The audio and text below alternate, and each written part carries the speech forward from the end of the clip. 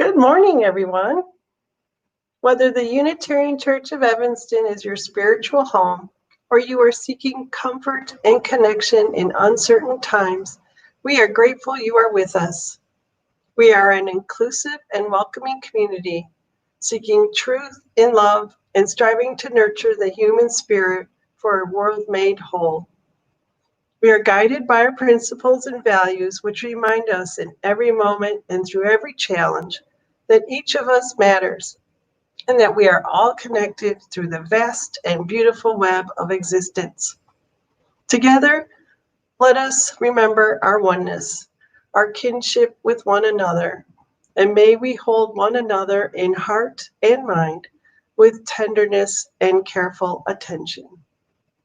There are many links of connection in the comments section below, including credits for the readings, to virtual religious education, for donations, and to be added to our email newsletter list. And a few announcements. The all-church Zoom meeting will be on Wednesday at 5:30, and we'll send a reminder email in the early afternoon on Wednesday with a link. We'll hold a virtual coffee and conversation time after the service for 30 minutes on Zoom. You can find the link in the comments below or from the newsletter. Another reminder that on October 25th, 2 weeks from today, we will participate in a democracy revival with 16 other congregations in Illinois, along with UUANI and the UU Prison Ministry of Illinois. This combined service will take place at 10 a.m. until about 11:30. And following the revival will be the last of the cottage meetings hosted by the search committee.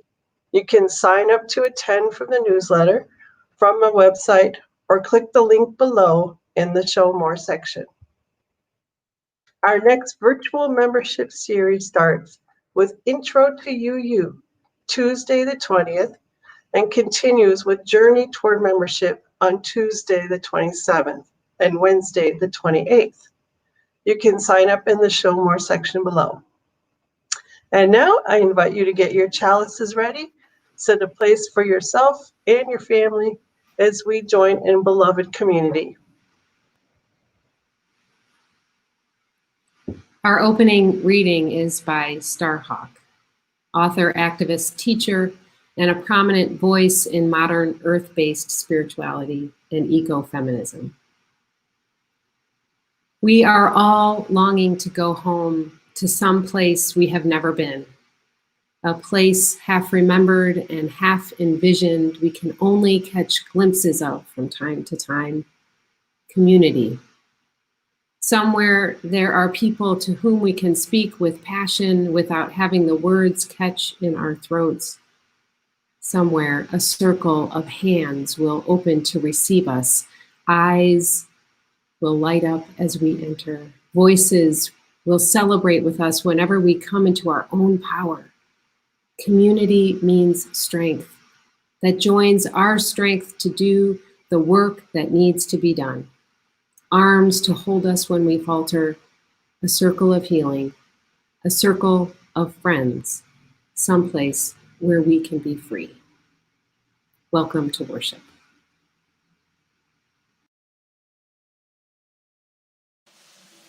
Hi, I'm Donna Schiller, and this morning I wanted to present to you a moving meditation from the Dances of Universal Peace. The dance I've chosen is called I Open My Eyes to You, and it's a dance that celebrates community, it celebrates love, and celebrates unity. And these are the words. I open my eyes to you. I open my heart to you. Together we raise our hearts to the sun. And together we are opening our loving hearts as one. And this is how it sings. I open my eyes to you. I open my heart to you.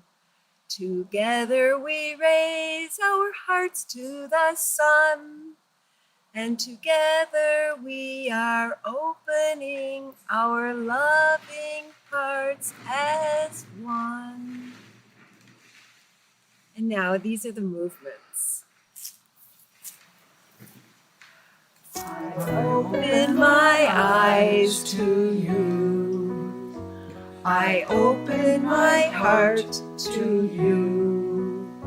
Together we raise our hearts to the sun, and together we are opening our loving hearts as one. Another time. I open my eyes to you. I open my heart to you. Together we raise our hearts to the sun, and together we are opening our loving hearts as one. And one more time. I open my eyes to you. I open my heart to you. Together we raise our hearts to the sun, and together we are opening our loving hearts as one. Thank you.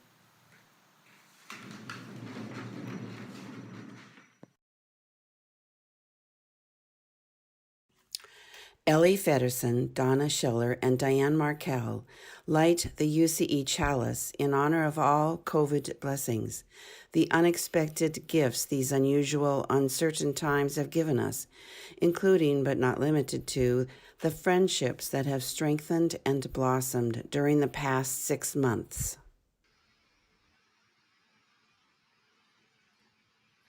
Ellie, Donna, and Diane light the chalice in northern Illinois on the traditional homelands of the Council of the Three Fires, the Odawa, Ojibwe, and Potawatomi nations.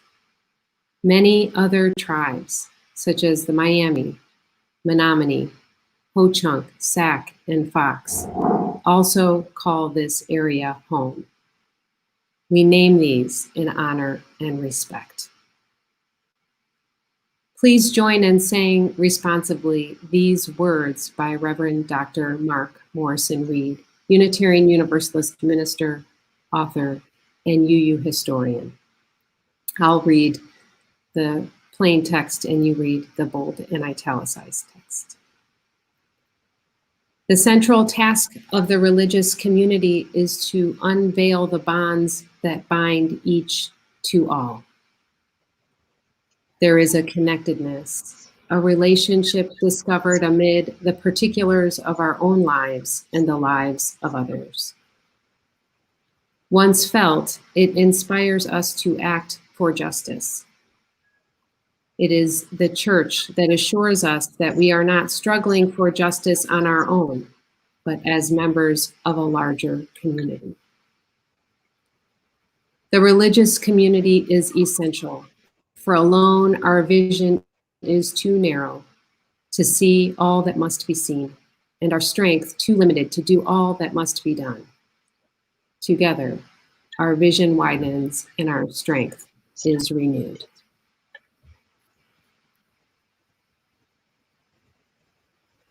Please join in saying the words of our covenant. Love is the spirit of this church, and service is its law. This is our great covenant, to dwell together in peace, to seek the truth in love, and to help one another.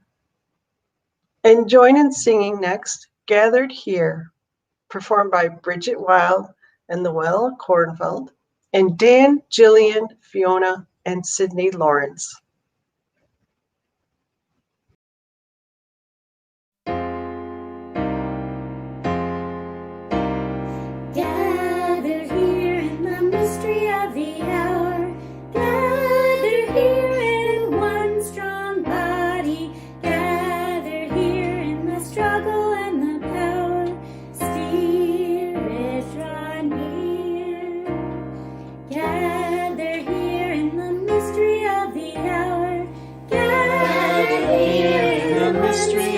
the hour, gathered here in one strong body, gathered here in the struggle and the power. Spirit, draw near, gathered here in the mystery of the hour, gathered here in one strong body, gathered here in the struggle and the power.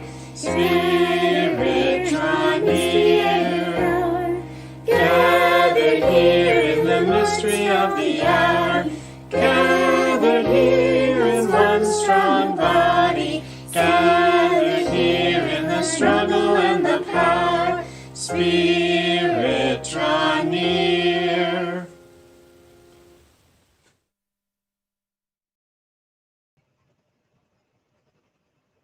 Our story today is We Are Grateful by Tracy Sorrell and illustrated by Frené Lassac. Tracy was born and raised in the Cherokee Nation and regularly participates in her tribe's celebrations and events. By way of introducing this story, I share this from the author's note. Cherokee culture places a strong emphasis on expressing gratitude to Unalani, literally, the one who provides all. We also show gratitude for one another, animals, birds, plants, fish, the cosmos, water, and land. Cherokee people believe that recognizing and honoring the ways that the sacred and the duties of daily life are interwoven requires effort, ritual, and awareness, but above all, gratitude. Many of us observe the ancestral and ceremonial ways of life. We also live and work in the modern non-Cherokee world.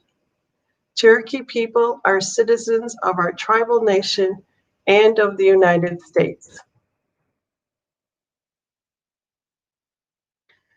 Cherokee people say Ojalilada to express gratitude.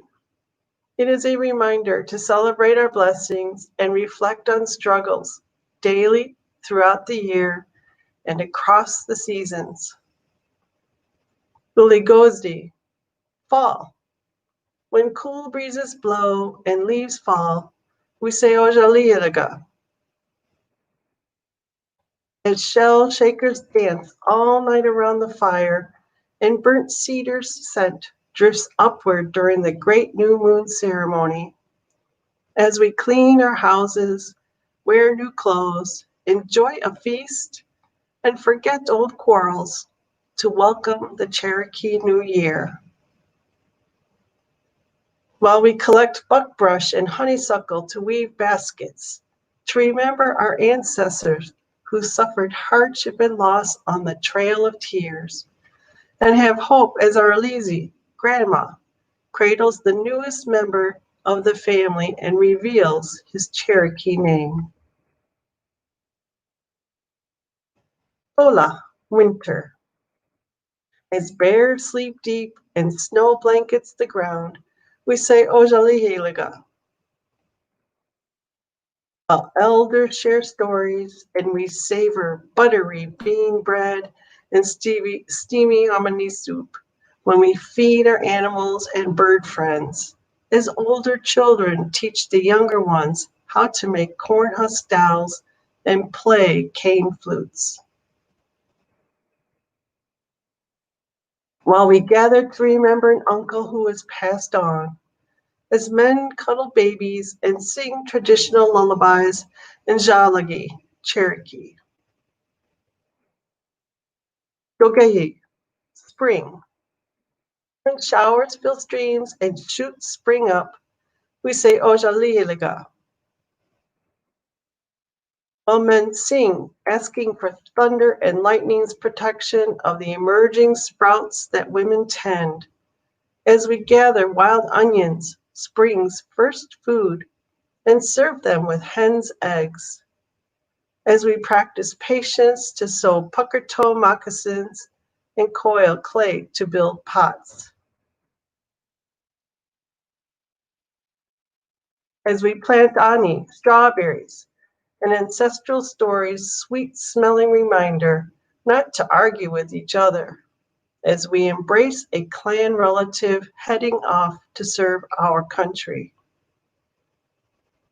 Goji, summer. As the crops mature and the sun scorches, we say Ojalilega.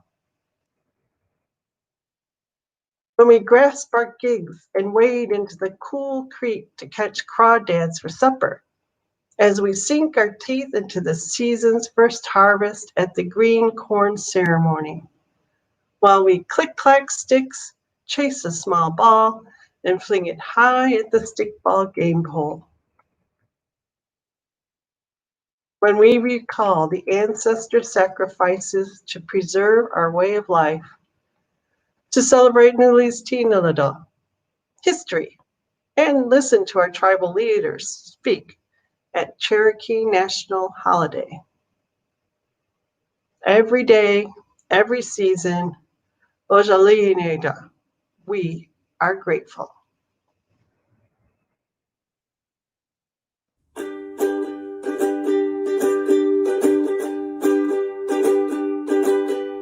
This little light of mine, I'm gonna let it shine.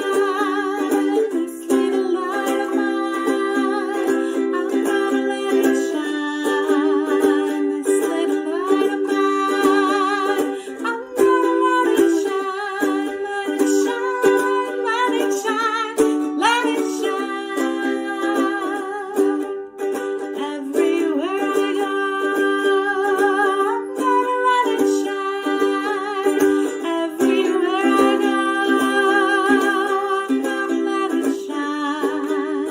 Everywhere I go, I'm gonna let it shine. Let it shine, let it shine, let it shine. Let it shine, let it shine, let it shine.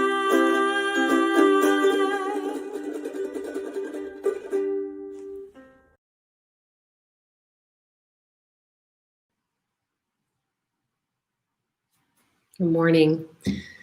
These are the joys and the sorrows that have been submitted through the Google form on our homepage of our website or sent to me via email. From Jordan Strieber, I want to wish a very happy 18th birthday to my cousin Kat. Happy birthday, Kat.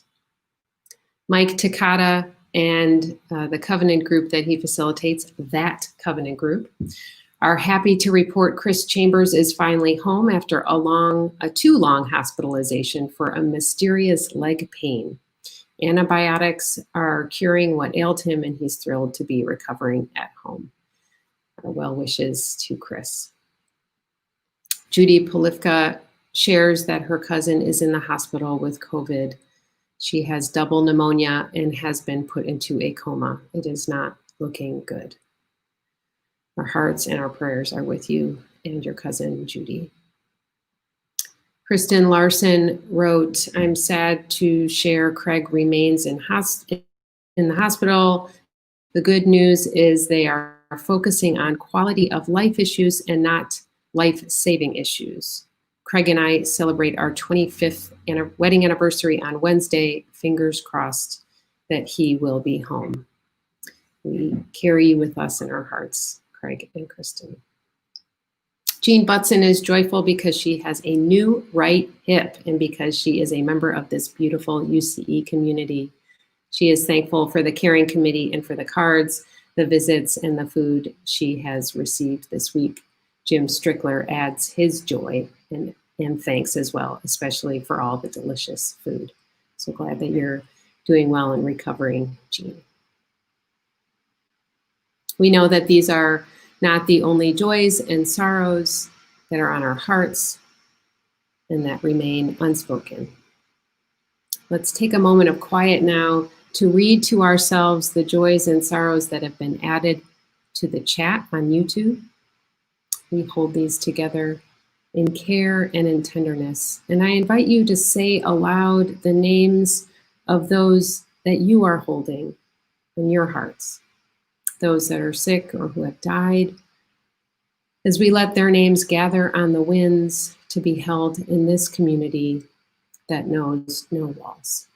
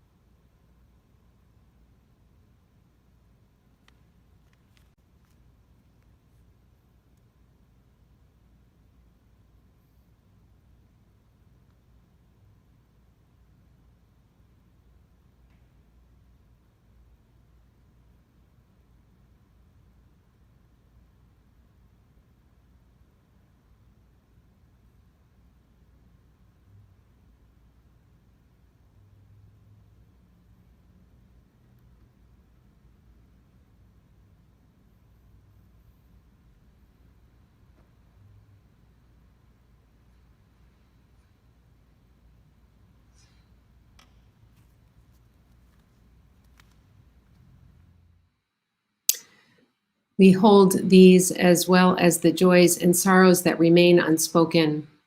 Together, we expand our celebrations and we lessen the burden of our grief. I invite you to join me in the spirit of prayer and meditation. This is written by Reverend Marta I. Valentin, UU minister, poet, and drummer. She is bilingual and bicultural with a Puerto Rican heritage. This is her prayer called In Gatherings.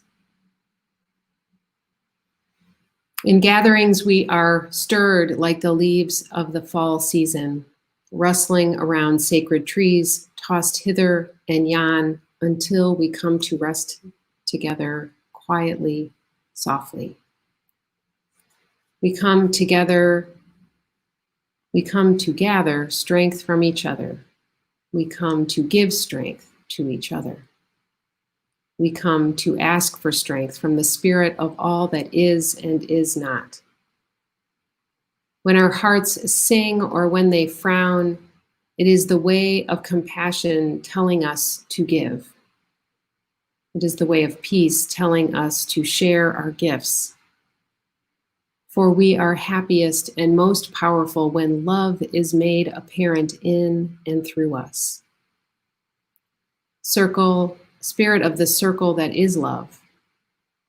As we twirl in the dance that is life, we give thanks for reminding us each day of our task of ministering to each other.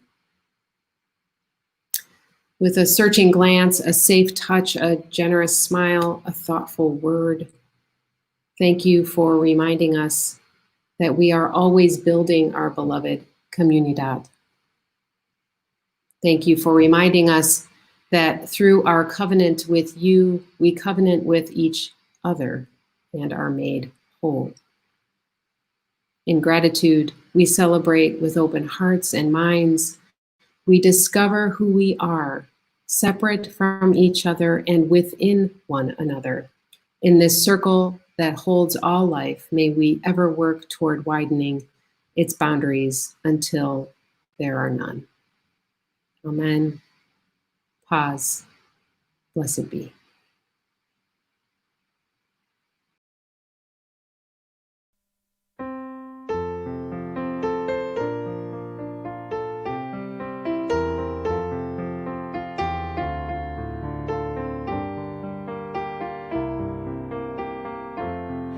From you I receive, to you I give. Together we share, and from this we live. From you I receive, to you I give. Together we share, and from this we live.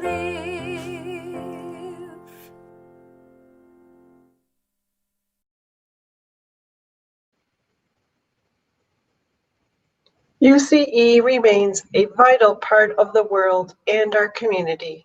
And because we continue to need one another in the blessings of community, we take this time to invite you to give to our shared plate.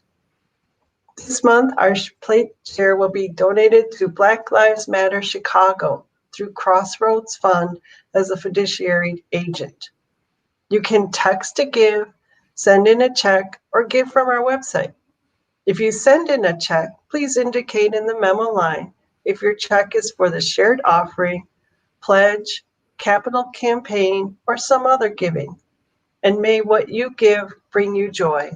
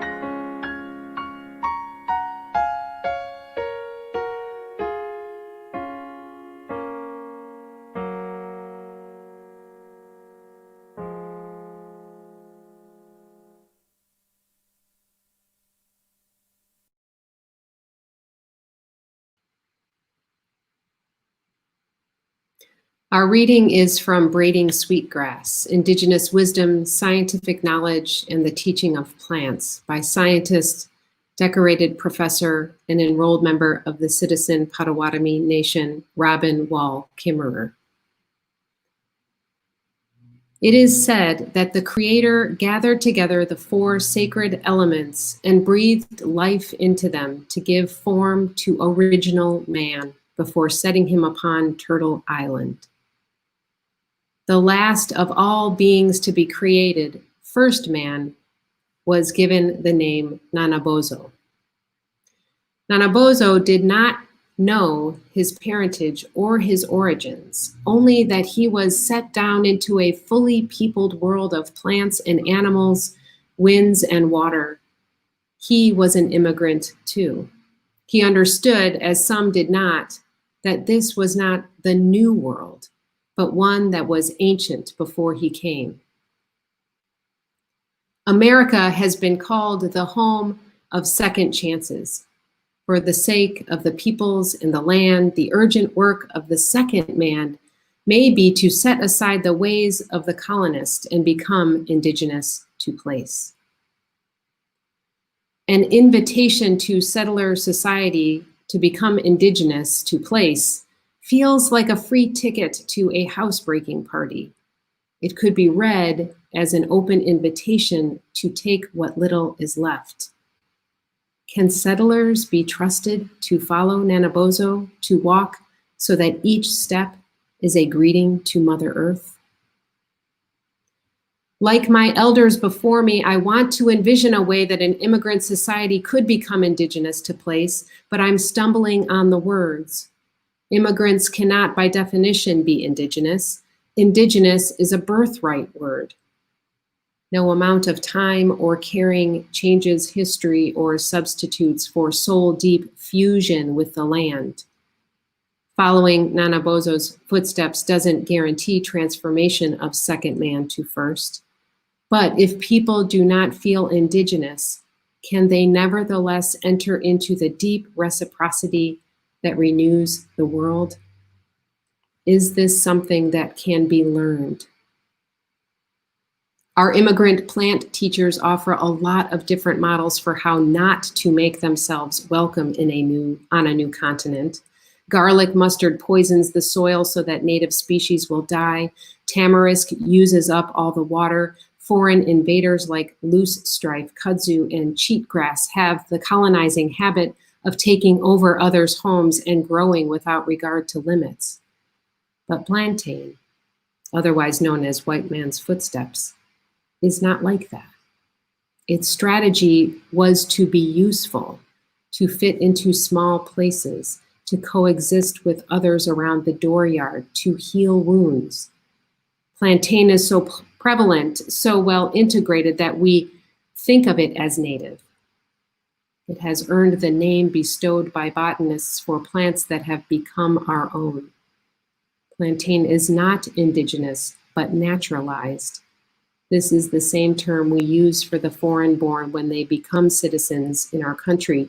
They pledge to uphold the laws of the state. They might well uphold Nanabozo's original instructions too. Maybe the task assigned to second man is to unlearn the model of kudzu and follow the teachings of white man's footstep, to strive to become naturalized to place, to throw off the mindset of the immigrant. Being naturalized to place means to live as if this is the land that feeds you, as if these are the streams from which you drink, that build your body and fill your spirit. To become naturalized is to know that your ancestors lie in this ground. Here you will give your gifts and meet your responsibilities.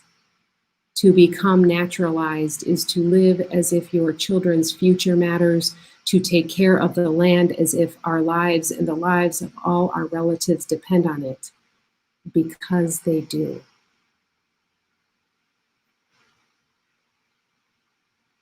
The anthem this morning is by Bridget Wild and Luella Kornfeld. You've Got a Friend. They sent this to me this summer, and I thought it the right choice for a service on community. Enjoy. is Luella Kornfeld and Bridget Wild singing You've Got a Friend.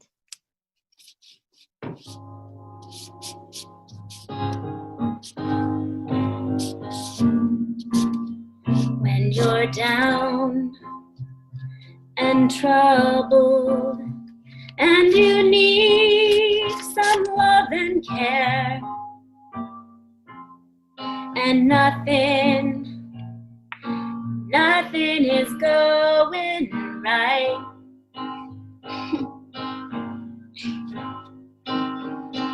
Close your eyes and think of me, and soon I will be there to brighten up even your darkest night. Ready? You just call out my name, and you know wherever I am, I'll come running to see you again. Winter, spring, summer, or fall, all you got to do is call, and I'll be there. You've got a friend. I'm out.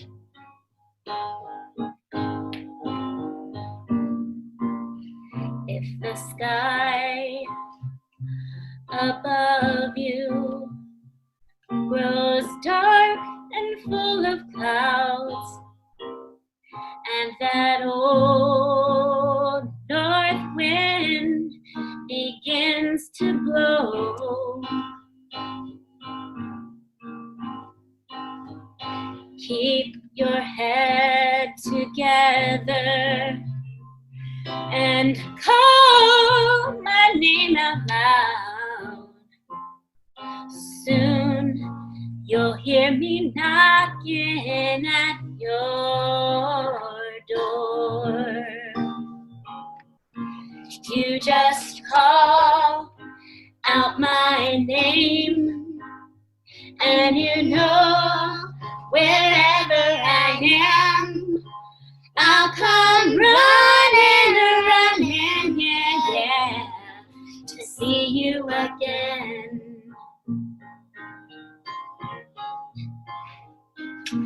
Winter, spring, summer, or fall, all you got to do is call, and I'll be there. Yeah, yes I will. Now ain't it good to know that you've got a friend when people can be so cold? They'll hurt you, yes, and desert you, and take your soul if you let them. Oh, but don't you let them. You just call out my name, and you know wherever I am, I'll come running, yeah, to see you again.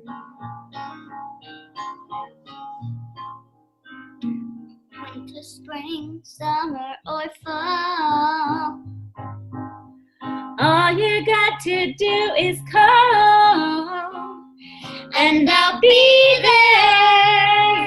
Yeah, yes I will. got a friend. You've got a friend. Ain't it good to know you've got a friend? Ain't it good to know? Ain't it good to know? Ain't it good to know you've got a friend? Oh yeah, now. Oh, you've got a friend. Yeah, baby. You've got a friend. Oh yeah, oh you've got a friend. The end.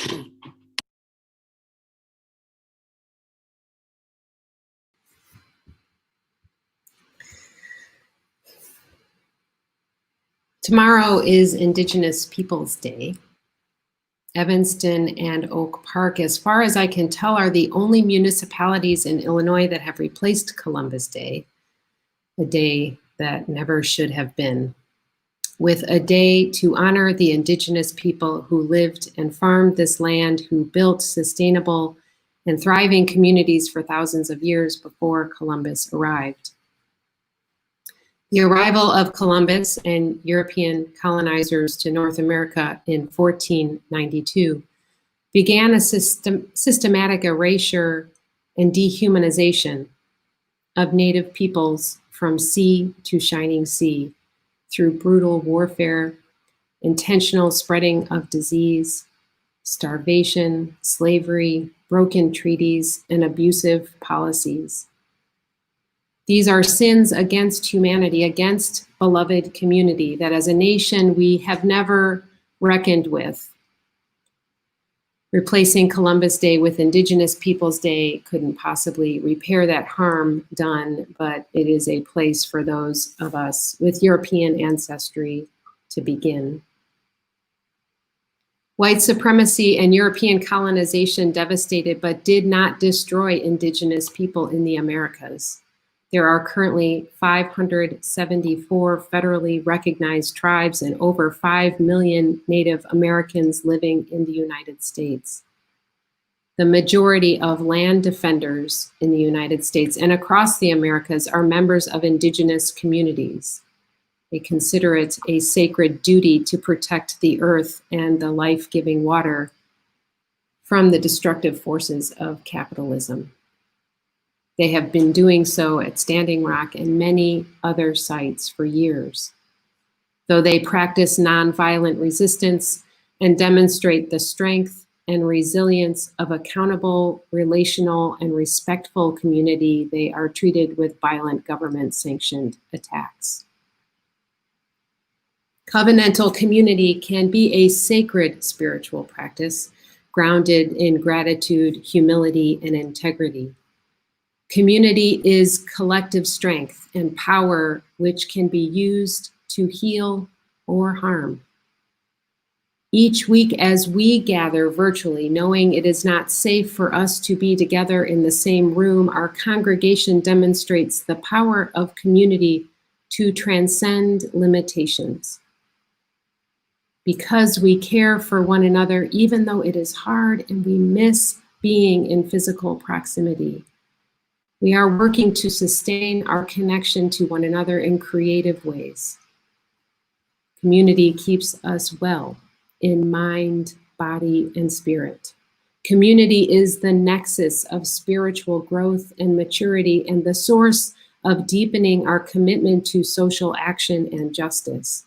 It is where we remind ourselves and practice our interdependence with all beings and all things. I've heard it countless times. The reason so many come to church and stay for years is expressed in one word: community. We're all longing to go home, as Starhawk said. It feels good to be where we are known and loved, where we are free to be ourselves. Belonging is the starting place of a spiritual journey, knowing that we belong to each other and to a place. We come to community looking for strength and courage to do whatever work needs to be done, and we come for friendship. For our community to thrive and transform into the beloved community, however, the search for connection must continually lead us beyond our own immediate need for belonging to the responsibilities of that belonging.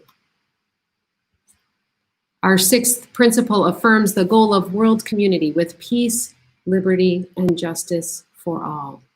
There is no way to build a world community, the beloved community, without working to create peace, without demanding liberty and seeking justice for all of us. The beloved community can't exist with exclusions. Father Gregory Boyle, a Jesuit priest and founder of Homeboy Industries in Los Angeles, providing support to formerly gang-involved and previously incarcerated men and women, has said, quote, "No kinship, no peace. No kinship, no justice. No kinship, no equality. None of those things can happen unless there's some undergirding sense that we belong to each other, that we're connected, that we matter," end quote. The necessity, the power, and the need for community is clear. As Unitarian Universalists and progressive people of faith striving to be actively anti-oppressive, we must examine how we practice community accountably. Striving for peace can lead to conflict avoidance and the squashing of dissent. Prioritizing individual liberty can override our obligation to the well-being of the whole. A community lacking diversity can turn our quest for justice and equity into narrow groupthink. Even the concept of covenant, which our faith community is founded upon, can and has been twisted into exclusionary covenants and broken treaties. Community corrupted by individual power hoarding, a lack of diverse perspectives, and exclusive pacts can never become beloved. Communities naturally coalesce around commonality. There is comfort and ease in coming together on common ground to celebrate, to mourn, to help each other. Yet there is a danger in community unchecked and unaccountable to the whole of the world community beyond our insular circles that leads to factionalism and allegiance to the dominant group. Beloved community is a practice, perhaps a place we can never get to, but a worthy endeavor to expand, ever widening the circle of concern, to strive toward a way of being in the world where no one is left out, pushed out, or silenced. Paula Cole-Jones, who served as interim congregational life consultant for the Central East region and was a former president of DRUM, Diverse and Revolutionary Unitarian Universalist Multicultural Ministries, urges Unitarian Universalists to consider how we think of our congregations and our religious movement more broadly. Jones argues that our congregations function largely as family systems, and she proposes a more expansive and inclusive metaphor, growing a community of communities. To build the beloved community where everyone is truly welcome and able to thrive, we must make the shift from thinking of our congregations as an insular family, hierarchical and closed, often dysfunctional, to a community of communities, ever-widening diverse network of belonging, which can offer spiritual growth, wholeness, and integrity to many more than we are welcoming now. This model challenges us to, again, balance our desire for comfort and belonging with the challenge of openness to what is new and unknown, to be radically welcoming of the stranger within, among, and beyond us. Audre Lorde, Black feminist, queer writer and activist, wrote this about difference and community. Quote, "Without community, there is no liberation. But community must not mean a shedding of our differences, nor the pathetic pretense that these differences do not exist." End quote. The warmth and solace of community, which is vital to our well-being, is held in check and kept accountable when there is a multiplicity of voices, and when the voices of those who are marginalized and silenced are at the center. Any community is made better when those who are cast out and rejected find a network of mutuality to be held within. Not everyone needs to agree, and not everyone needs to get along within the beloved community. But with many voices, the health and the vibrancy of the whole is nurtured. We are bound together in our covenantal faith across our different theological beliefs by the promises we make to one another of how we will be together in service to our common purposes. We practice promise making, promise keeping, promise breaking, and promise renewing, as the religious philosopher Martin Buber described. While covenant seems to be a purely noble ideal, the concept is neither good nor bad. We must work to make our covenantal agreements moral and ethical. In An Indigenous People's History of the United States, author Roxanne Dunbar Ortiz describes the covenantal nature of the United States, one of the few states founded on the covenant of the Hebrew Torah. The covenants made in the founding of this nation were exclusionary, built on a Calvinist idea of predestination, leading directly to the doctrines of discovery and manifest destiny, and laying the foundation for centuries of economic oppression and devastation to Black, Indigenous, and people of color. We need not abandon the concept of covenant, but we have a moral obligation to examine our agreements, the covenants that sustain our community, to determine who these covenants include and who they exclude. We have a moral obligation as citizens of the United States, wherever we live, to understand and make restitution for the destruction, death, and forced removal of Indigenous people in the name of Anglo-settler covenants. When we say the words of our land acknowledgement, as we light our chalice, it has to be more than a performative exercise. Those of us who are non-Indigenous are called to acknowledge and make restitution for the fact that our predominantly white community exists because this land was stolen, and the Council of the Three Fires and many other Native people were violently forced to leave this land. How does this knowing call us to honor Indigenous Peoples Day? What does learning to be naturalized, to become indigenous to place, look like for those of us who are non-Native? I have been reading and exploring online resources about the Indigenous peoples who have lived and still live on this land in thriving communities, the Odawa, Ojibwe, and Potawatomi people, as well as the Miami, Menominee, Ho-Chunk, Sac, and Fox. I recognize this learning will take a lifetime and it asks something of me. It will not be spoon-fed to me. I need to search for it, consider where it comes from, who is speaking the truth, and wrestle with it. I spent quite a bit of time exploring the American Indian Center of Chicago's website. The link is in the Show More section below if you'd like to check it out yourself.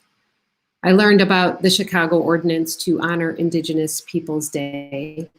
I couldn't sign on to support it because I'm not a Chicago resident, but I did write the Village of Skokie mayor and board members to find out what I can do to support an ordinance in Skokie. More significantly, as a person of European American descent, I have an obligation to understand and seek to make restitution for the fact that I am living on stolen lands. I believe that means deepening my understanding of the past, being grounded in the present, and dedicated to restoring the land for those who come after us. Erasure and oppression of Indigenous people continues to this day. To name just one of many examples, coronavirus is hitting Indigenous populations especially hard due to health conditions related to institutionalized poverty inflicted upon them by a settler colonialist state. The introduction to the ordinance on the American Indian Center website states, quote, "It is essential that all Chicagoans," and I understand that to be those of us in the Chicagoland area, It is essential that we understand the true history of this city, including the fact that our founder, Jean-Baptiste Pont de Sable, was married to Kirihawa, a Potawatomi tribal member. It is time that the city of Chicago abolishes Columbus Day and takes appropriate action to develop processes of reconciliation, starting with acknowledging the second Monday in October each year as Indigenous Peoples' Day. End quote. What are our commitments to each other in beloved community? How are we called to learn and grow in our understanding of the profound interdependence and mutuality that holds us all together in the beloved community of communities? What is our responsibility to protect and celebrate those of the world community who have been systematically oppressed? How can we practice an indigenous way of belonging to place in defense of the land and water? Human beings are communal. We form commitments and bonds, and we thrive in social structures. Now more than ever, the comfort and connection of community is life-saving and life-transforming. And so it matters deeply how we form bonds and commitments with one another. Everything is riding on how we co-create the beloved community across distance, amid upheaval, and through the dismantling of systems of oppression. Being indigenous to place, as Robin Wall Kimmerer imagines, means learning from the past, from creative wisdom as well as the destructive forces of oppression, recognizing and honoring the present, caring for our most vulnerable and centering the most marginalized, and looking forward to the possibilities of the future. As we look forward to the day when we can be together again. And friends, we will be together again. Let us build the beloved world community and make it ever more inclusive and expansive in honor of Indigenous Peoples' Day tomorrow and every day moving forward. May we come together in gratitude across differences and in humble service to the earth and its people to build the world community with peace, liberty, and justice for all.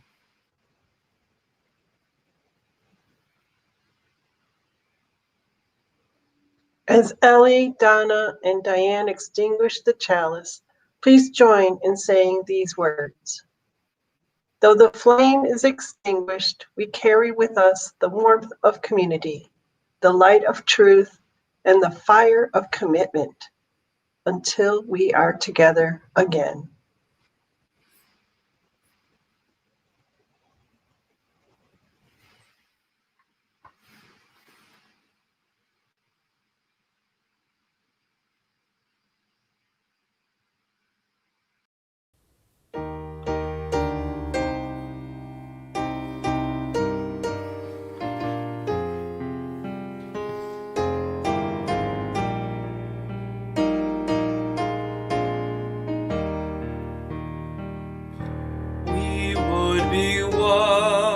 As now we join in singing our hymn of love to pledge ourselves anew to that high cause of greater understanding of who we are and what in us is true.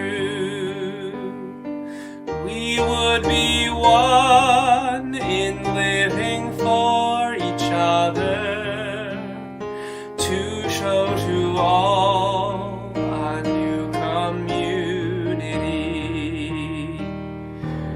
We would be one in building for tomorrow, a nobler world than we have known today. Would be one in searching for that meaning which binds our hearts and points us on our way. As one we pledge ourselves to greater service, to love and justice strive to make us free.